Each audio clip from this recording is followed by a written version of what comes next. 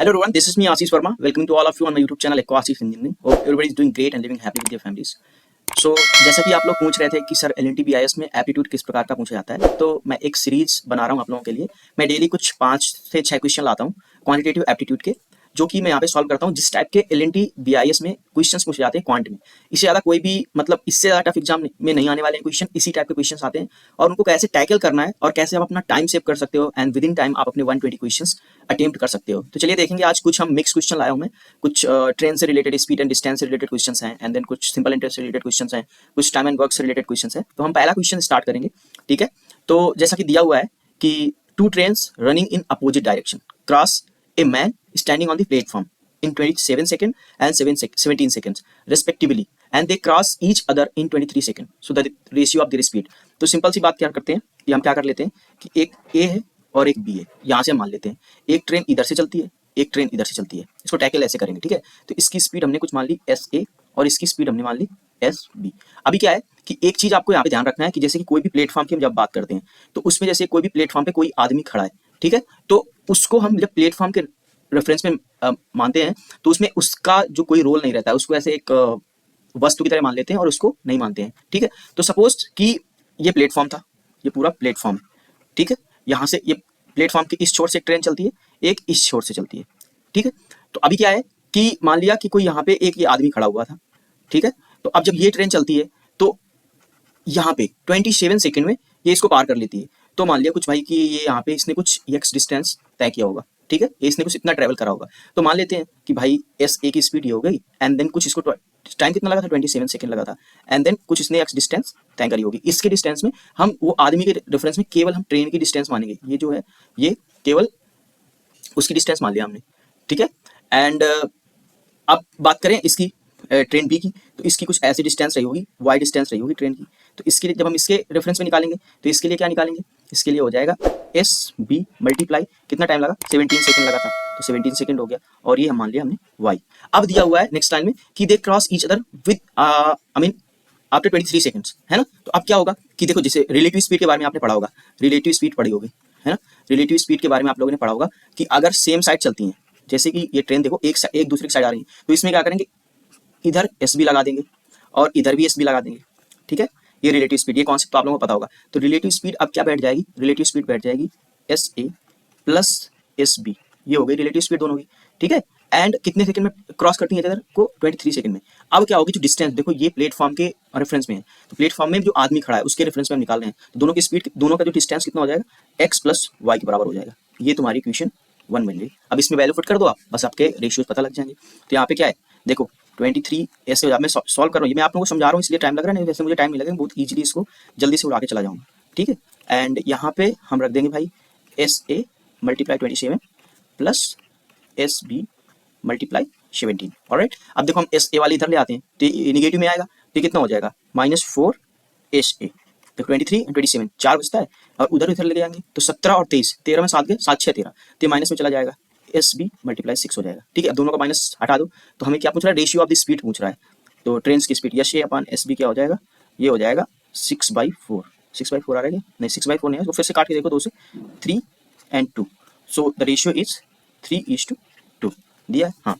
So your answer is 3:2। It's very simple question, but तुम्हें tackle करना आना चाहिए, बस ऐसे ही क्वेश्चन में आप टाइम बचा सकते हो अगर इसको आप करके जाओगे इस टाइप के question. So easily you can solve this type of question with in 1 minute और 1.3 मिनट्स, ओके। सेकंड क्वेश्चन इसी ट्रेन पे आधारित है। देखो सेकंड क्वेश्चन क्या कहता है, अ train passes a station platform in 36 second and a man standing on the platform in 20 second, so if the speed of the train is 54 kilometre per hour, what is the length of the platform. तो simple है, जैसा कि हमने previous question किया, ये हमने platform की कुछ लेंथ मान ली, ठीक है। तो अभी क्या है, प्लेटफॉर्म ये कुछ है, ठीक है। एंड ट्रेन जो है हमारी, ट्रेन यहाँ पे कोई एक छोटू खड़ा कर देते हैं पहले तो हम, ये हमारा छोटू खड़ा हुआ है, ठीक है। ट्रेन की स्पीड, जो ट्रेन यहाँ से चल रही है, ट्रेन की स्पीड कुछ 54 किलोमीटर पर आवर दी हुई है।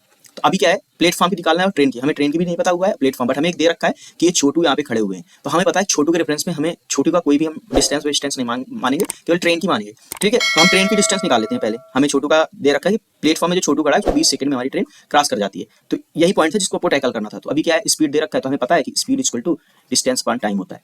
तो अब हमें छोटू का पता है कि छोटू का 20 सेकंड है एंड हमारा जो स्पीड है 54 है एंड ट्रेन की डिस्टेंस मान लिया हमने x। अब इसमें देखो ये क्या है, 54 किलोमीटर पर आवर में, तो इसको मीटर पर सेकंड 5/18 से मल्टीप्लाई कर देंगे, तो 18 तिक 54, 5 × 15 अदूनी 30, कितना हो गया, जो ट्रेन की डिस्टेंस आ गई वो आ गई 300 मीटर। ऑलराइट, तो अब हमें प्लेटफॉर्म की निकालनी है, तो प्लेटफॉर्म को कितने में क्रॉस करती है, 36 सेकंड में क्रॉस करती है। तो आप 36 सेकंड के अकॉर्डिंग निकाल लो भाई, 36 सेकंड हो गया, एंड देन ट्रेन की स्पीड तो वही रहने वाली है 54 multiply 5/18, why we are doing 5/18, इसको मीटर बाय सेकंड में कन्वर्ट करने के लिए। And then in this platform के रेफरेंस में हम क्या करते हैं, ट्रेन की भी डिस्टेंस नापते हैं, एंड देन प्लेटफॉर्म की हम मान लेते हैं वाई। तो इसका तो हमें 300 दिया हुआ है, ये यहाँ पे रख देते हैं, इसको ऐसे काटते हैं, 18 × 54, 5 × 15, तो इसको ऐसे करते हैं भाई 36 और 15, 15 को हम कैसे लिख लेंगे, 10 + 5, ये इजी हो जाएगा, ये कैलकुलेशन इजी कर देता है, ठीक है, 300 + वाई। तो अब इसको हम करेंगे तो 360 आ गया, प्लस 5 × 30, 5 × 15, 3 18, 300 इसमें घटाओगे तो ये 60 बच गया, प्लस 180। ऑलराइट, और ये तो ऐसे ही चल रहा है, अब ये मतलब सिर्फ वाई बचा है यहाँ पे, तो वाई की वैल्यू कितनी आ गई, 8 से 14 240 तक आ रही है, 240 कहीं भी आ रहा है, तो यही है 240 मीटर। ऑलराइट, सो ऐसे क्वेश्चन को टैकल करते हैं, आई होप कि आप लोगों को समझ में आ रहा होगा। अब नेक्स्ट क्वेश्चन देखेंगे। अब नेक्स्ट क्वेश्चन देखो, मैंने बोला था जैसे कि नेक्स्ट क्वेश्चन मैंने लिए इसी टाइप के क्वेश्न आते हैं, इससे ज़्यादा डिफिकल्टी लेवल होने वाला नहीं है, बस ऐसा ही होने वाला है, बट इस टाइप के क्वेश्चन आपको करके जरूर जाने, ठीक है। तो अब इस क्वेश्चन को टैकल करेंगे। ये जो हमारा है ये सिंपल इंटरेस्ट से क्वेश्चन है। जैसे कि दिया हुआ है, mister Thomas invested an amount of ₹13,900 divided into 2 different scheme. तो इसने क्या किया, 13,900 को इन्वेस्ट किया, इसने 2 स्कीम में डिवाइड किया, एक ए में एंड एक बी में। अब क्या कहता है कि simple at the rate of, इसमें इसने जो सिंपल इंटरेस्ट दिया है, इसमें इसने 14% दिया और इसमें इसने 11% के सिंपल इंटरेस्ट पे इन्वेस्ट किया। एक total amount of simple interest earn in 2 year, तो टाइम जो दे रखा है हमारा वो दे रखा है 2 ईयर, और जिसको simple interest total simple interest जो आया उसका वो दे रखा है 3508। ऑलराइट, तो what was the amount invested in scheme B, scheme B में क्या अमाउंट इन्वेस्टेड था। तो हमें पता है, देखो सिंपल इंटरेस्ट बराबर क्या होता है, हमें पता है सिंपल इंटरेस्ट का जो फार्मूला है ये बिल्कुल होता है principal into rate into time by 100। तो हम इसी को यूज करके देखो निकालिए। तो हम इसको मान लेते हैं, एक ए में इसने अमाउंट एक्स इन्वेस्ट किया होगा कुछ, इसको दूसरे टेक्स भी किया सकता है, बट सिंपल जितना हम जाएंगे उतना ही ईजी होता है हमारे लिए टेकल करना। अब हमारा आर का वैल्यू इसने 14 दे रखा है पहले केस में, एंड टाइम हमारा 2 दे रखा है इसने बाई 100, ठीक है। तो बची हुई अमाउंट को इसने इन्वेस्ट किया 11% से, तो टोटल हमारा 13,900 था, माइनस एक्स क्योंकि पहले में इन्वेस्ट कर दिया उसने, ठीक है। और अब उसने क्या किया, 11% का इंटरेस्ट इस पे मिल रहा है for 2 years, and then total is 100। Alright, और इसको total simple interest after 2 years कितना मिला है, 3508। अब इसको सॉल्व करना है हमें। देखो कुछ कॉमन आ रहा है, 2 कॉमन आ रहा है, 2 से इसको काट दो डायरेक्ट, क्या होगा, 2 × 1 = 2, 2 × 7 = 14, 2 × 5 = 2 × 4 = 8, ठीक है। 100 को उधर भगा दो, तो इधर कितना बचा, 14x बचा। ऐसे ही मतलब ऐसे ही तुम्हें काटना है, ऐसे ही करना है ताकि तुम्हारा टाइम बचे। 13,900 × 11 माइनस 11x, और ये हमारा क्या हो जाता है, ये 175,175,400। अब 11 से 14 में तो ये तो 3x बचा, अब इसको उधर भेजना है तो इसको यहाँ पे मल्टीप्लाई कर दो भाई, क्या होता है, 0 आ जाएगा, 0 आ जाएगा, 9 आ जाएगा, 3 1, और इसको फिर से 0 0 9 3 1 कंप्लीट करो। इसको क्या है, 0 0 9 9 3 12, 3 1 4 1 5, ये। अब इसको इसमें घटा दो, बस इसको 3 से भाग देते हैं। ये आप लोग समझ पा रहे हो मैं क्या कर रहा हूँ, ठीक है। तो देखो ये 2 0 से 2 0 खत्म हो जाएंगे, तो ये चले गए। अब 14 में 9 गए, 5 हो गया, और 5 में 2 गए, 4 हो गया, ठीक है। और 7 में 5 गए, कितना हो गया, 5 में 2 गए, 2 हो गया, 7 में 5 गए, 2 हो गया, और बाई 3। ऑलराइट, ये x दिया हुआ था, अब इसकी वैल्यू निकालो, ये कितनी हो जाएगी, 3 × 7 = 21, 3 × 5 = 15, 0। तो मतलब उसने देखो उसने क्या किया, जो ये a था इसकी वैल्यू हमने मानी थी x, तो उसने x में जो है वो 7500 उसने इन्वेस्ट करे थे। अब b पे पूछ रहा है कि what was the amount that was invested in b। सो क्या करना है, हमारा क्या था, फॉर b 13,900 माइनस 7500 00 करके 9 में 5 गया 4, यूनिट डिजिट करो, देखो 4 कहीं पे आ रहा है, हाँ यही आ रहा है, तो यही होगा। अब करके देख लेंगे, यही आंसर आएगा। ऑलराइट, ठीक है। तो this is how you are going to tackle this kind of questions. हाँ, इसमें कुछ टाइम लग सकता है आपको, 1 से 1.5 मिनट लग सकते हैं। अब मुझे सबको समझाना पड़ रहा है इसलिए टाइम लग रहा है, नहीं तुम बहुत स्पीड से इसको खत्म कर सकते हो। ऑलराइट, अब चलते हैं चौथे क्वेश्चन की तरफ। देखो चौथा क्वेश्चन फिर से मैंने सिंपल इंटरेस्ट पे ही लिया है, ठीक है। तो अभी क्या कह रही है कि Reena took a loan of 1200 with simple interest for as many years. देखो ये थोड़ी लैंग्वेज थोड़ा क्रिटिकल लग रही है, as many years as the rate of interest if she paid 432 as interest at the end of the loan period, okay, what was the rate of interest। अब इसमें क्या कह रहा है कि उसका जो टाइम एंड जो रेट है वो उसने सेम कर दिया है, बस यही ट्रिक है, और तो वही सिंपल लगा देना है। उसका पी जो दे रखा है वो 1200 दे रखा है, एंड जो सिंपल इंटरेस्ट दे रखा है वो आपका सिंपल इंटरेस्ट दे रखा है 432 रुपीज़।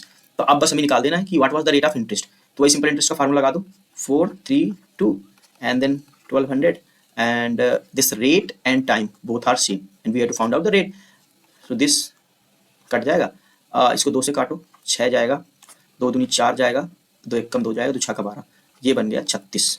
ये स्क्वायर हो रहा है तो ये अंडर रूट हो जाएगा 36, 6 आएगा, हाँ तो 6 is your answer. So the rate of interest is 6%। Alright, so this is very easy question. So the next question is time and work related question. So इसमें देखो बहुत अच्छा कॉन्सेप्ट है, तो मैं बताना चाहूंगा पहले टाइम एंड वर्क में क्या होता है। पहले क्वेश्चन पढ़ते हैं फिर देखते हैं क्या concept. Uh thrice, A is thrice as good, thrice मतलब 3 टाइम्स, मतलब 3 टाइम्स, ठीक है, 3 times as good as workman as B and therefore A is able to finish a job in 60 days less than B. Working together they can do it in. So अभी simple है, हमें एक चीज ध्यान रखना है कि जो एफिशिएंसी होती है, एफिशिएंसी जो होता है, एफिशिएंसी होता है वो 1 टाइम होता है। ये टाइम और वर्क में ये हमेशा ध्यान रखना, ये वाली लाइन। तो अभी क्या रखा है, हम निकाल देते हैं, इधर लिखेंगे ए, इधर लिखेंगे ई बी। तो अभी एफिशिएंसी दे रखी है, A is thrice good as workman as B, तो बी मतलब एक रहा होगा तो ए थ्राइस रहा होगा। तो अभी टाइम का क्या हो जाएगा, टाइम का इसका अपोजिट हो जाएगा, तो ए को टाइम लगेगा 1 और बी को टाइम लगेगा 3। अभी क्या कह रहा है कि ए बी एंड देयरफॉर, इसके फलस्वरूप ए इज लगा हुआ है ना, ए की बात कर रहा है यहाँ पे, ठीक है, ए की बात हो रही है। A is able to finish a job in 60 days less than B, तो मतलब डिफरेंस कितना आ रहा है इसके टाइम पे, 2 का आ रहा है। 2 की वैल्यू हमको सीधी सीधी दी हुई है 60, तो 1 की वैल्यू कितनी हो जाएगी 30।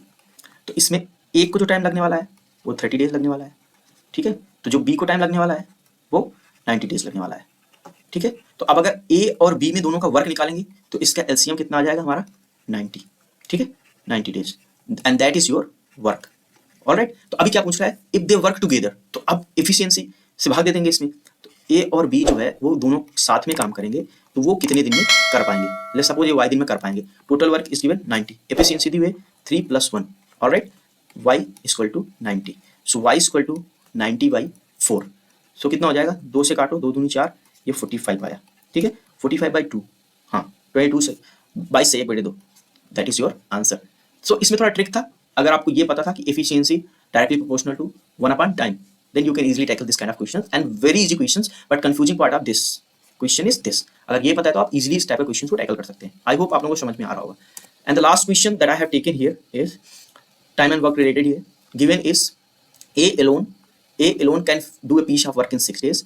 B alone can do a piece of work in 8 days. And A and B undertook to do it for ₹3200। मतलब ए और बी ने कहा कि ठीक है हम इस काम को 3200 रुपए में कर देंगे। अब क्या कह रहा है कि बट उनको कुछ काम, मतलब उनको लगा कि नहीं भाई इस काम को किसी और की मदद ले लेते हैं, जल्दी खत्म हो जाएगा। So they took help of C, so they completed the work in 3 days. Alright, तो अभी क्या दिया है हमारा, क्या दिया हुआ है, इसको एलसीएम प्रोसेस से करेंगे। We are following LCM process here, LCM method, ठीक है। तो एलसीएम मेथड हम यहाँ पे फॉलो कर रहे हैं। ऑलराइट, तो अभी क्या है, सिंपल क्या करना है, कुछ नहीं करना है कि क्या दिया हुआ है आपका, A can finish a piece of work in 6 days and B can finish the same piece of work in 8 days and A B C together अगर करते हैं तो कितने दिन में कर सकते हैं, A B C they can finish the work in 3 days. तो अब इसका एलसीएम निकालो, इनका एलसीएम क्या हो जाएगा, देखो 2 को 6 को हम क्या लिख सकते हैं 2 × 3, 8 को हम लिख सकते हैं 2 की पावर 3 एंड 3 को हम लिख सकते हैं 3। So what will be the LCM of all 3, 2 की पावर 3 × 3। तो अब 6 है, 3 दूनी 6, 4 बचेगा, तो इसका क्या बचेगा 4, ए की एफिशिएंसी 4 आ गई, बी की 8, बी की एफिशिएंसी 3 आ गई, 3 से 3 जाएगा तो सी की एफिशिएंसी, ए बी सी की एफिशिएंसी 8 आ गई। तो इसमें ए और बी की वैल्यू अगर 4 और 3 रख देंगे सी की वैल्यू आ जाएगी, तो सी की एफिशिएंसी कितनी आ गई 1। ऑलराइट, तो अभी कह रहा है how much is to be paid to C, तो तुमने पढ़ा होगा कि ए बी सी, ए की 4 है, बी की 3 है, सी की 1 है, और टोटल अगर हम बात करें टोटल कितना है, टोटल हमारी 8 है। तो ए का सी का निकालना तो क्या होगा 1/8 and the total amount that they are working for is 3200। तो भाग दो कितने टाइम जाता है 400। So C will be paid around 400 rupees and that is your the correct answer. Alright, I hope कि ये जो क्वेश्चंस मैंने यहाँ पे लिए आप लोगों को समझ में आए होंगे। एंड अगर आप लोगों को ऐसे क्वेश्चंस और चाहिए ताकि आने वाले दिनों में जब एलएनटी बीआईएस का एग्जाम होगा तो आप आसानी से क्वेश्चंस को पढ़ के जाओ and easily you can tackle quantitative aptitude questions. And अगर आपको इंग्लिश रिलेटेड क्वेश्चन चाहिए एंड रीजनिंग रिलेटेड क्वेश्चन चाहिए that I will also bring if you comment in the comment section. So I hope कि आप लोगों को चीजें समझ में आ रही होंगी। So all the very best to all of you. And one more thing, ये एलएनटी कंस्ट्रक्शन या किसी भी कंस्ट्रक्शन इंडस्ट्री में जो एप्टीट्यूड टेस्ट होता है ना, इसी टाइप के क्वेश्चंस होते हैं। So if you follow my videos I am making sure that you are going to clear any of the aptitude exams. So all right, bye bye, see you all on the next video. Till then अच्छे से पढ़ाई करो and अपनी life को enjoy करो।